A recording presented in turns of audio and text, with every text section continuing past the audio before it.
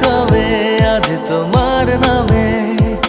উড়ো চিঠি পাঠিয়ে দিলাম, পড়ে নিও তুমি, মিলিয়ে নিও, খুব যতনে তা লিখেছিলাম।